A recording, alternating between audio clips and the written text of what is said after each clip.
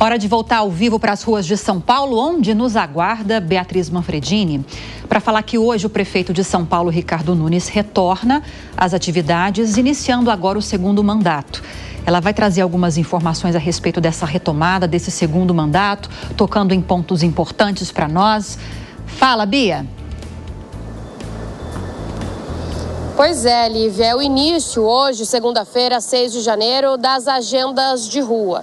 Na semana passada, depois da posse, no dia 1º, o prefeito Ricardo Nunes já teve compromissos com uma primeira reunião de secretariado que nós acompanhamos por aqui, outras reuniões fechadas e separadas com o novo time, mas hoje, segunda-feira, é o retorno das agendas corpo a corpo, em que encontra a população, faz entrega de obras, participa da inauguração de locais, por exemplo, enfim. Então a agenda é retomada hoje, retomada porque ele foi reeleito, mas é um novo início, de um segundo mandato e com um novo time. A agenda começa hoje, então, às 10 horas da manhã, na Zona Sul, no Céu Feitiço da Vila, em que ele vai inaugurar o programa Recreio nas Férias. É aquele programa que acontece todos os anos para crianças e pais responsáveis que não têm com quem deixar os filhos durante o período de férias escolares. A Zona Sul é o reduto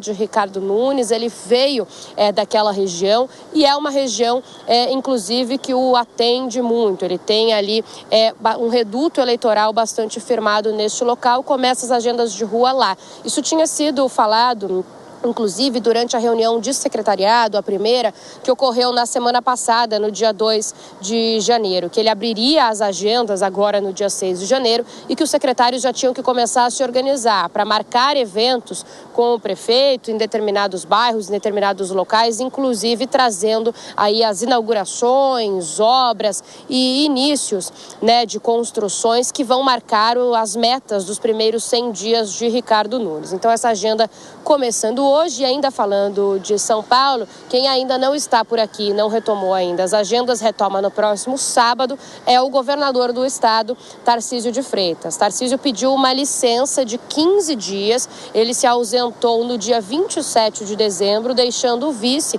Felício Ramute, no lugar, fez uma viagem para o exterior. A Alesp, a Assembleia Legislativa do Estado de São Paulo, lhe disse que ia participar de assuntos pessoais, que ia cumprir compromissos pessoais, e o que a gente sabe, o que eu apurei, é que o governador foi passar férias com a família, foi passar um recesso de 15 dias nos Estados Unidos. Ele volta na sexta-feira, dia 10, mas volta a assumir as funções de governador do estado no sábado, dia 11 de janeiro. Lívia.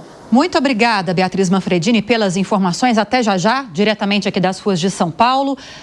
Deise, falar de São Paulo, embora a gente já conheça o perfil de Ricardo Nunes e, levando-se em consideração que a gente está falando de um segundo mandato, mas um mandato com ele eleito, prefeito mesmo, diretamente pela população, aqui de São Paulo, é muito interessante quando se aproxima uma eleição presidencial, porque tem peso falar de São Paulo numa eleição presidencial. E com base nisso, como você espera que será essa gestão de Ricardo Nunes, especialmente nesses próximos 2 anos?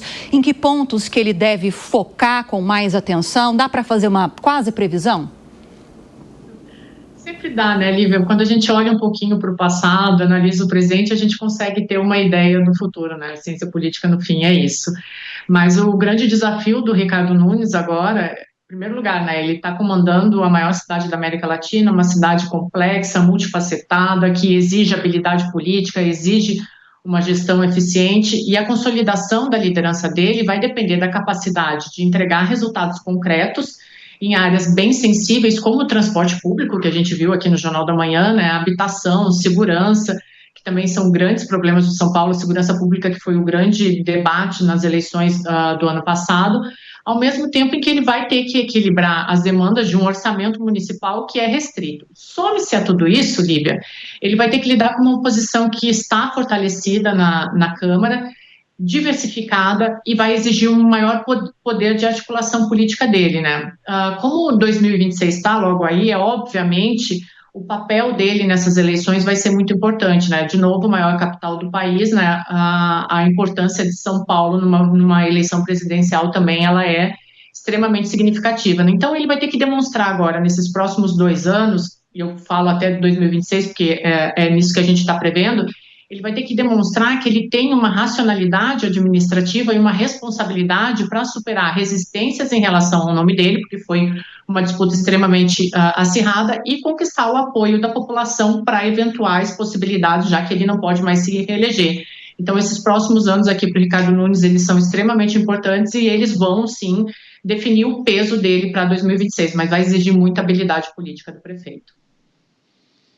Pois é, e ele tem uma Câmara de Vereadores com perfil diferente, sobretudo porque Milton Leite, o chefão da Câmara de Vereadores, não disputou a reeleição e está fora dessa atividade diária do mandato de vereador. Então, ele vai lidar com uma Câmara que teve uma mudança de perfil, inclusive rompeu com antigos aliados na Câmara de Vereadores, que acabaram apoiando o Pablo Marçal durante a disputa de reeleição, e agora ele vai ter que impor ali a sua agenda com uma configuração nova na Câmara de Vereadores.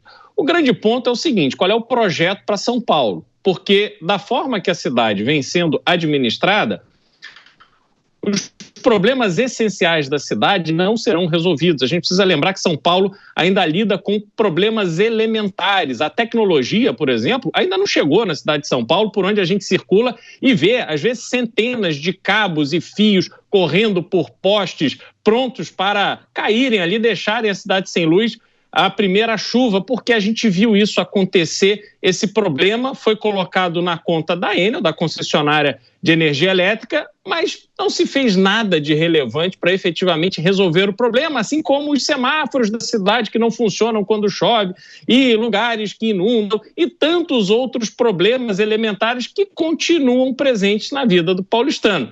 O prefeito reeleito, ou agora eleito, porque afinal de contas era vice de Bruno Covas, precisa arregaçar as mangas e trabalhar muito para deixar uma marca. E se ele quer se tornar um agente político importante, até porque nomeou 3 ex-prefeitos de cidades próximas a São Paulo como parte do seu secretariado, ele precisa trabalhar sem cessar todos os dias por esse mandato afora.